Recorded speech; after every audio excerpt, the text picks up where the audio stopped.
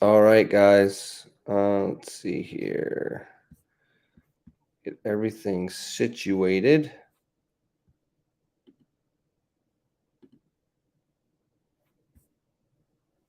All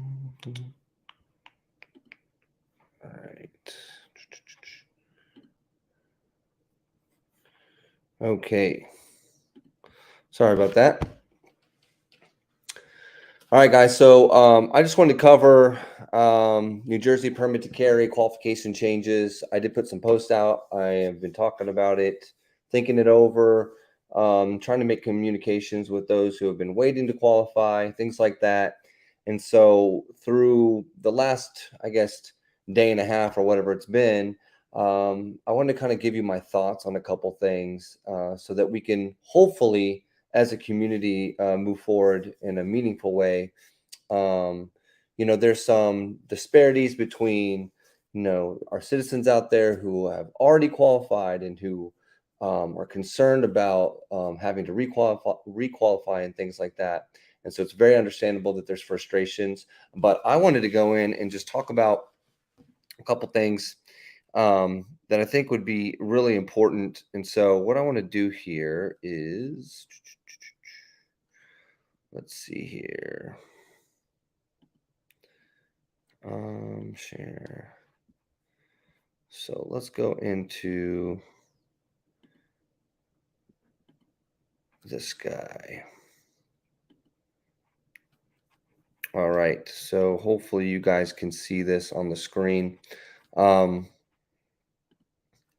so right here, if we look over this new document, which I find it interesting that this was probably the thing that they spent the most time on creating. um, in terms of if you go through and read the actual use of force, although I do think it helps clarify a few things.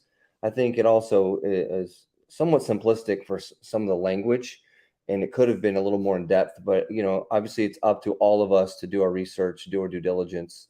And there's also some obvious copy and paste errors, things that look pretty lazy, and it's pretty frustrating, being that this was a law that went into effect on July 1st, yet here we are days later, now getting this new updated law in terms of the qualification, and they couldn't even get their editing correct. And things happen. But one thing I want to point out here is on number 3 of this form here, New Jersey permit to carry, safe handling and proficiency in the use of handgun certification, which is the qualification paperwork. It's going to have all this information, as some of you have probably already seen, but I'll go through it real quick. The applicant's going to be right here at the top. You're going to have the Firearms Instructors Organization data certification, their name, and then their signature, all this stuff, date of the qualification and use of force training. Okay. The use of force training, obviously, we have the use of force document. In terms of the actual training aspect of it, I guess it's up to us as instructors to deliver that in a manner that is meaningful. As far as I can tell, it does not give us, we haven't gotten any kind of instruction on that. But what I want to point out, number 3, the above named permit to carry applicant must successfully qualify on a course of fire substantially similar to HQC2 modified. So this is something that I've brought up a few times. And my last video that I put out on Facebook, I did cover this a little bit. But what I want to say about it simply is this was already kind of the language that they used prior, when the permit to carry became a thing where we no longer needed that justifiable need. That kind of started this whole thing from Bruin back in June, and this the substantially equivalent to language pertaining to the HQC 1 or 2, the RPO, if you will. And so I know from that we can look back and look at how instructors and other organizations have been presenting this qualification. That could be anything, it looks like, and so although now it's down to the local police departments for most of you, I'm not completely confident that we actually need to change anything. And so maybe the only thing that we need to add is that use of force, because that now is directly tied, although majority of the people out there that have been doing this have been linking the use of force for the retired law enforcement officers. So I guess if at all, that may be something that needs to be amended in some process. So we'll wait and see on that. I still haven't gotten complete word. But what I did want to cover looking through this information and kind of in this, because the qualification is a point of contention, number one, I don't think there's anybody out there who desires our government to tell us how to carry out our rights. Um, most of us understand that it is the government that is limited by the Constitution and that they cannot be doing things that get in the way or interfere with that process. And so, as it's carried out in real time with laws and the process and how, here in New Jersey, the governor has said what he said and done what he's done, and other legislatures that have backed him and other organizations backing up this call to get guns out of sensitive areas and things like that. It's not their job to interpret. It's their job to follow the Constitution. It's their job to be held accountable to it. And so, although I think it is difficult to do so, this is where I think the contention comes from. We have instructors, we have organizations, we have ranges, we have all that is circumference about, or that has to do with those organizations. Sorry, I can't think of the word. And then we have the other side of it, which is going to be some type of process that the government's going to require. Now, right off the bat, let me just say this. I'm all for everybody having firearms because of our Second Amendment. I think it details very clearly that we all have the right to defend ourselves outside the home, with Heller and Bruin now being established through the Supreme Court. It's pretty clear. There's no question about it. And I don't want to say but I think there's a caveat to this that I think is important. There is our rights, which they should be bound by. And I think that clearly we're in the process of seeing them not respect our rights and use things like process to gum up the whole process from back in June 2022. But they're using this process through the courts and the appeals and all the things to kind of gum it up and make it harder for us. And then there's the other side of it where we have responsibility. So let me make it clear. We have a right to carry firearms out in public to defend ourselves, period.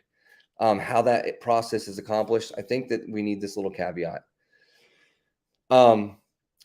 We as citizens do not just get to do whatever we want. There are natural consequences and there are legal consequences to our actions, okay? And in order for us to proceed with something like carrying a firearm in public, there are certain things that need to be accomplished for that to be successful. Now, this is not about individuals, okay? This is about all of us. There should be an understanding that there's something that needs to be done. You could break it down to the individual, maybe skills or equipment or knowledge or whatever it is. But to keep it simple, I think it's pretty obvious that a responsible adult is going to carry themselves in a certain way, and they're going to gain the knowledge and the skills in order to be capable to do the activity. All right. All of us have started somewhere with firearms. All of us are at a certain level of knowledge and ability and all that type of thing. And I think it would be dishonest to ignore that reality. Okay. On the flip side, that has nothing to do with what the government is demanding from us, because they have their obligations. One being, the Supreme Court has ruled, the Constitution is very clear. They can't be doing things that are going to make it hard or impossible for us to defend ourselves with firearms. It is our right. Okay. Hopefully I've kind of covered that in a pretty, I've kind of shown what I'm talking about there. Let me go ahead and go back to here. All right. So this is what I want to say that I think is really, really important.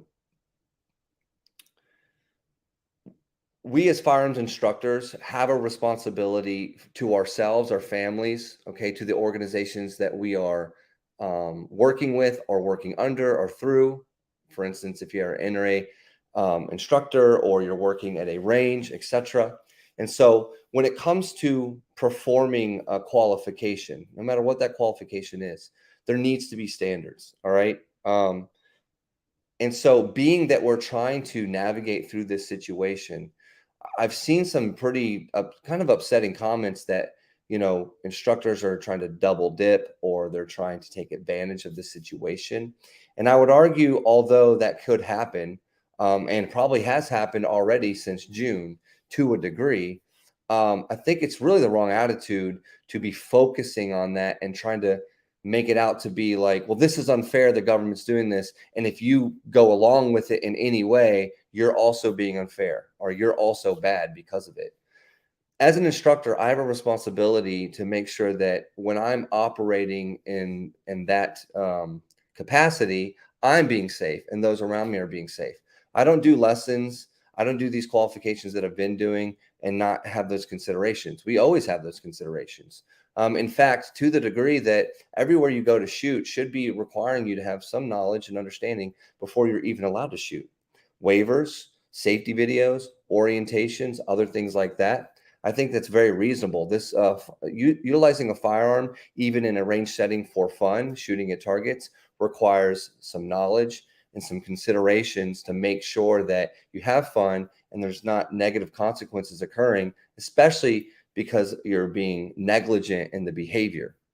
If you're ignorant of something, we need to make sure that we're no longer ignorant and we get the proper knowledge and we have the proper support. And if you're being kind of, obtuse to what you should know, and you're being careless, that's something that we should put into check. So, people that are on the range in a general sense, if I see someone doing something wrong, I'm going to correct it, because it's not that in that specific moment that someone's about to be injured or die. It's that allowing that kind of behavior will create a problem. And I think all of us understand this. But when it comes to something like this, because of the nature of the qualification and what is being done through the state with this qualification, we somehow want to now flip it on its head and be like, we don't need to worry about any skills and we don't need to worry about any of that. We should have the right to carry a firearm. And so, again, my purpose here is to put this in the proper context. They are not polar opposites. They're not facing each other. It's either this or either that. They're two separate things. So let's simply let's answer the part with the government overreach, if you will, through this process. It's wrong, it's stupid, and they're not even doing a good job at it. And I think that's on purpose. Okay. I think that they know good and well that they are causing a problem. They're being ambiguous. And that's very frustrating, of course. Okay. And we can talk about things that we can do to hopefully make a difference there. But ultimately, what I want to speak to is, let's not utilize that as a way to excuse our lack of knowledge and our lack of ability and our lack of skills. All right. And so this really gets down to time and money. Okay. Someone posted out there on Facebook that they don't have the time or money to do the things necessary to be able to pass a qualification like this. And so I say to you, okay, so what you're kind of arguing without really saying it is that you should have the right to purchase a firearm, defend yourself with that firearm, never practice, never have to practice, and never know how to use the firearm. You're allowed to get the firearm and you're allowed to just use it when you need to. Okay. If you're lucky, maybe that would happen. Maybe you're the lucky one out there that you bought the firearm, it's under the bed, and then in the moment you are able to load it, use it, and defend your life. Okay. But statistics show us, and certain circumstances show us where firearms are used in self-defense, that the likelihood of that is so low that it's almost laughable. And so if we're going to be mature adults that are taking responsibility for our actions, and we're going out into the world being a good example, not a poor example, we need to consider this in a realistic way. So whether or not you actually go and get your training that you could possibly need or would want, you should be doing the practice and seeking out the information. I would argue, as an instructor and being in several different kind of environments where either I've been an instructor for other types of activities, or I've been a student in other types of activities, you know what you know and you don't know what you don't know, and you're practiced with what you're practiced and you're not with what you're not. It's just a reality. And something like this with a firearm, even if you have good knowledge and experience in the past, as time goes by, if you don't keep up to date with it, you're going to diminish in your ability. And that could, and very likely would, make a difference in the circumstances that we see. Number one thing that always comes to mind, and this is something that I like to share with people often, and I'm going to try to get this video done here in a second. The bad guy, quote unquote, that situation, we're already way behind when that occurs. Okay. Um, they're up to no good. They're lying. They're cheating. They're carrying a firearm illegally. They're doing all the things that they need to do and want to do that totally disregards what you represent as a citizen carrying a firearm legally with the proper process. Okay, concealing it properly. All right. You can go out there on YouTube and find many examples of exactly what I'm talking about. And so what that means is you're already at a huge disadvantage. And if you're going to overcome that disadvantage realistically, you need to know what you're doing. You need to have the knowledge and you need to be responsible in that process. The other side of this is, unfortunately, the likelihood of you using your firearm in self-defense is very low for most of us. Okay.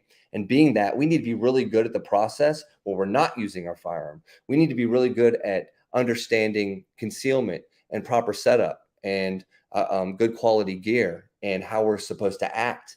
Understanding the use of force, not just because of the legal implications, but understanding ultimately as good guys, we want to be morally astute in how we're approaching it. We don't want to be going out there with bad attitudes because we're going to get ourselves in trouble and maybe even worse, hurt somebody that doesn't deserve it. All right. Good guys, bad guys, whatever. Even if someone's doing something wrong, it doesn't give you a right to kill them. Okay. We don't want that. We don't want to be an example of that. We want to put ourselves out there as good citizens first. And the fact that we carry a firearm for self-defense and protection of others as an aspect of that being a good citizen, not as the main goal or purpose of being that good citizen. We're not police. We're not heroes. We're there to protect ourselves. It's something that you got to work at. I don't want to beat a dead horse. Ultimately, I think that we just need to separate the two. What the government's doing, the process, how they're changing things, their complete disregard of the Constitution, their complete disregard of the obvious recent rulings with the Supreme Court, with Bruin, Heller back in 2008, all those things that they are disregarding and acting as though they're justified in their actions when they know they're not. Most of them should, okay, because you can look at the way they do things. Somebody knows what's up, and they're going about this process to basically prevent us from having our rights, and that's a huge problem, and we need to address it. On the other side, not asking for the government to be involved at all. We should be addressing the skills, the knowledge, the good intentions, and being able to approach this subject with responsibility and care the way we should as good citizens. So hopefully I made my point. Ultimately, guys, stay tuned for what's coming up in terms of how this is going to go forward. Hopefully we're going to come up with good solutions really soon that we can all be satisfied with. Ultimately, as an instructor, I want to help. Yeah, I make money because this is what I like to do and this is how I want to make my living, and there's nothing wrong with that. But ultimately, I really do want to help. So you guys reach out, let me know what's going on, comments, all that good stuff. Hopefully, I hear from you guys soon and we have an update coming up. All right, take care.